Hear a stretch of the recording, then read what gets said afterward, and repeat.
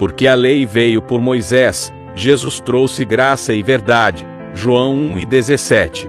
Se inscreva no canal e compartilhe com um amigo. Glória a Deus, para sempre, para sempre. Amém. Glória a Deus. No livro de Oséias, no capítulo 14, olha que interessante o paralelo entre o Antigo Testamento, Deus falando por boca de Oséias, e o Novo Testamento, Deus falando por boca de Paulo. Olha que interessante. Livro de Oséias, capítulo 14, o versículo é o primeiro. Eu vou ler apenas o versículo primeiro, que diz assim: Converte-te, ó Israel, ao Senhor teu Deus, porque pelos teus pecados tendes caído.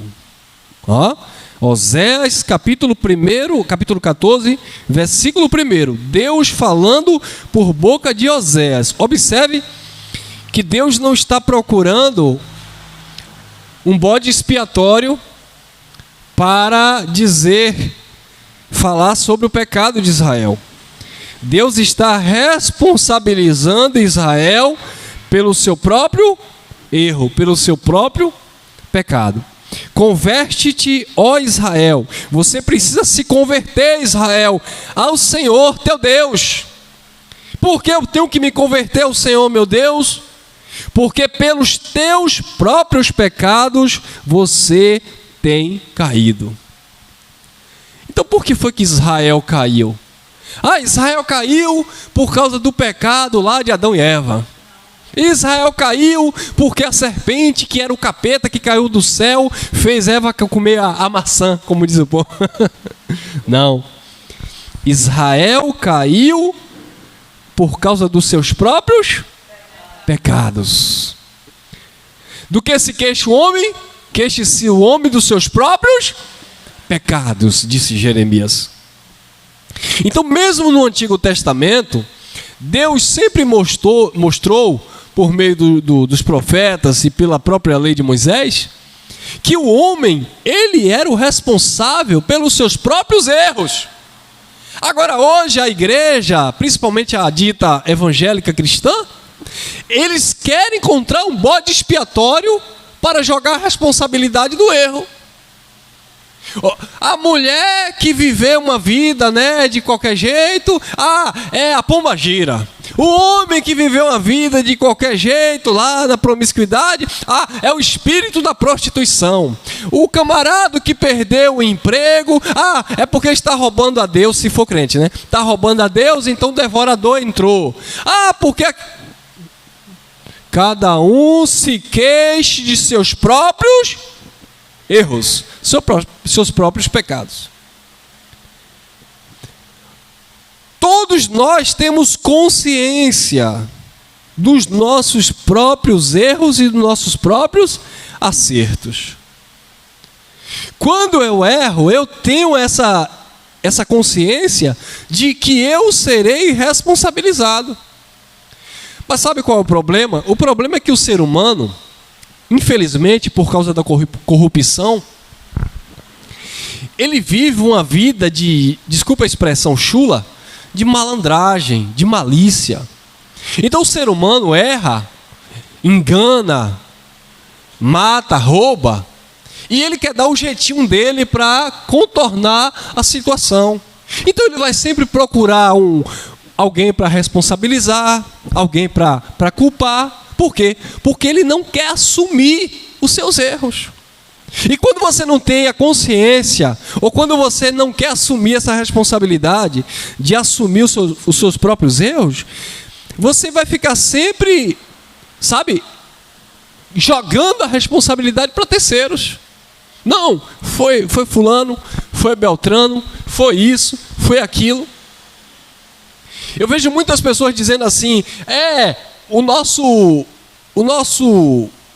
país, o nosso Brasil, ele já foi descoberto de uma forma enganosa, Já foi descoberto de uma forma por meio de troca, de barganha, de engano, de suborno, de compra, de venda. Então o ser humano, ele coloca na cabeça que porque ele vive em uma sociedade que se corrompeu, ele também tem que se corromper. Esse não deve ser o pensamento de um cristão. Não é porque alguém ali está fazendo algo errado que eu vou fazer porque todo mundo faz. Não é porque alguém ali está enganando que eu vou enganar porque isso é normal. Não, a gente não pode normalizar essas coisas. Nós precisamos entender que o nosso padrão de vida é um padrão de vida cristão.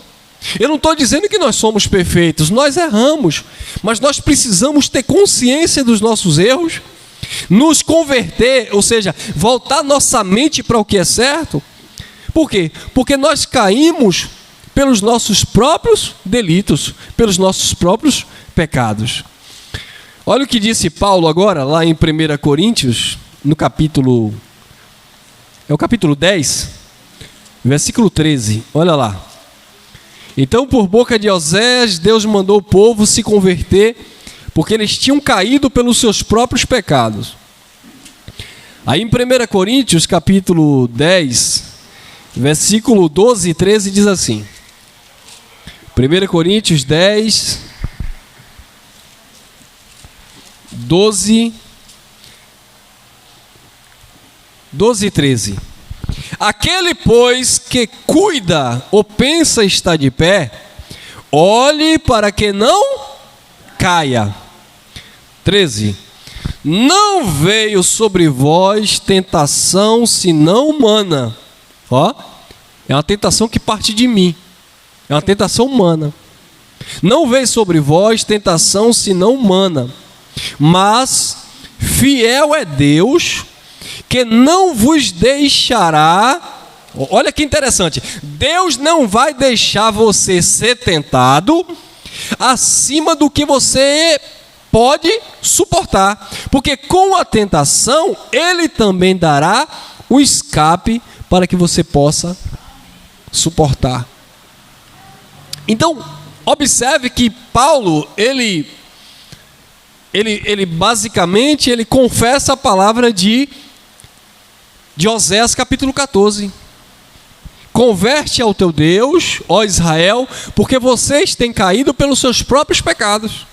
E aí ele vem dizendo, aquele que está de pé, ou aquele que pensa estar de pé, cuide-se para que não caia, porque não veio sobre vocês tentação senão humana, mas antes com a tentação, Deus dará o escape para que vocês também possam suportar. Então, a nossa tentação, aquilo que tira a nossa paz, aquilo que nos leva a errar, não vem de um mundo espiritual, não vem de seres das trevas, vem da nossa própria natureza humana, vem de mim, parte de você. Agora, é por isso que cada um tem a sua própria tentação. Por quê? Porque cada um tem a sua própria estrutura. Eu não posso julgar naquilo que eu sou tentado pela vida do irmão. Por quê? Porque vocês têm um nível de estrutura e de capacidade que eu não tenho. Cada um tem a sua limitação. E Deus, conhecendo a limitação de cada um, Ele ministra na nossa mente, no nosso coração, para que nós venhamos suportar essa tentação. Ô irmão Elcio, e quando eu não consigo suportar, então eu não fui capacitado por Deus para vencer? Não. Não é que você não foi capacitado por Deus para vencer. É que você se deixou levar pela tentação. Quer ver? Tiago, olha lá. Tiago capítulo 1. É o que diz a Bíblia, né, irmão? Tiago, está aí depois de Hebreus, né? Tiago capítulo 1. É versículo 13, né? Eu creio que sim, é isso. Tiago, capítulo 1, versículo... Eu vou ler o versículo 12 em diante também, para a gente pegar um contexto legal. Versículo 12, Tiago 1,12. Bem feliz, bem-aventurado é o homem ou o varão que sofre a tentação. Ponto e vírgula. Como assim? Bem feliz é o homem que sofre a tentação? Ó, irmão, eu não quero sofrer a tentação. Bem feliz é o homem que sofre a tentação, porque quando for provado, receberá a coroa da vida. O que é a coroa da vida? Quem é a nossa vida? É Cristo. O que é a coroa da vida? É o prêmio por você ter vencido. A coroa da vida é você receber da parte de Deus os benefícios ou as bênçãos por você ter resistido à tentação. É o galardão que nós chamamos. O nosso galardão é por vencer essas tentações.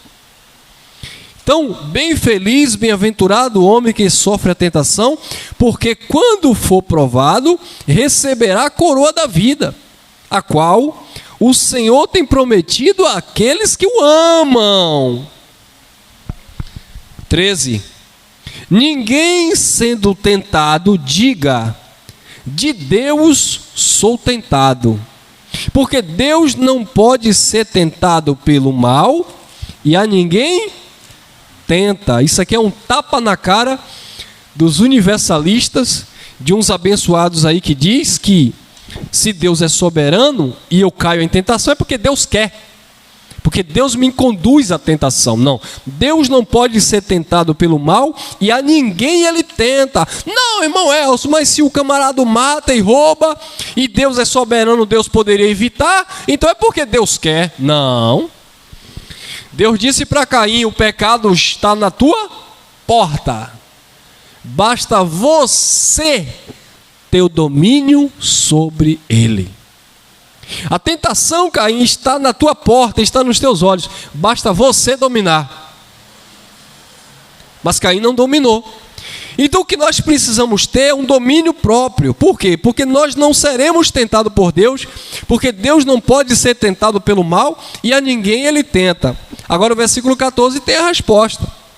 Mas cada um é tentado quando atraído e engodado pela sua própria concupiscência, ou seja, já é algo que o ser humano está desejando. Então, quando você já está desejando algo, aquilo se torna fácil de ser executado.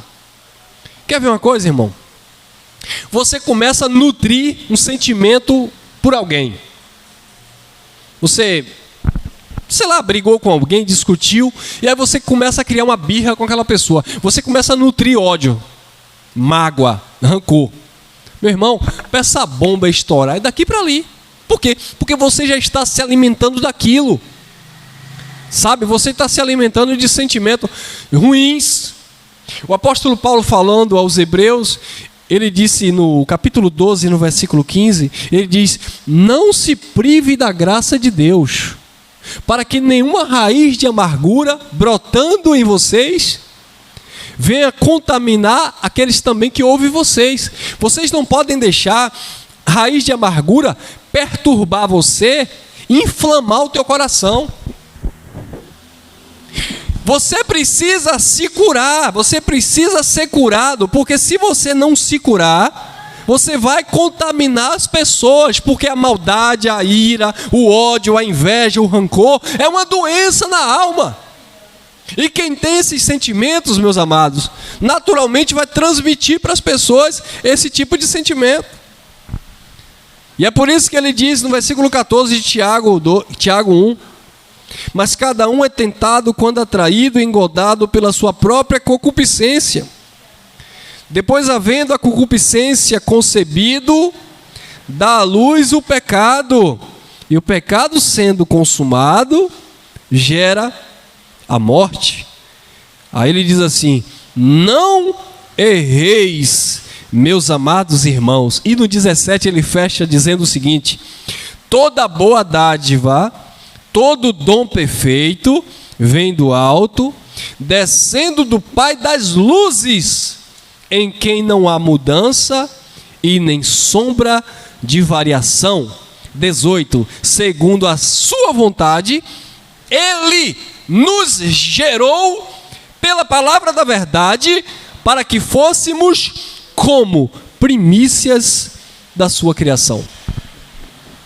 Então, quando eu olho para o feito de Deus, quando eu olho para a vontade de Deus que é boa e perfeita e agradável, eu não vejo Deus me inclinando para o mal, eu não vejo Deus me inclinando para o erro, eu não vejo Deus me colocando para pecar, não. Eu vejo um Deus que cuida do seu povo, que cuida da igreja, ensinando, porque não é por força, não é por violência. Ele não vai obrigar você a fazer o que é certo, ele vai nos ensinar o que é certo e o que é errado. Amém? Essa é a reflexão que eu quero deixar nessa manhã.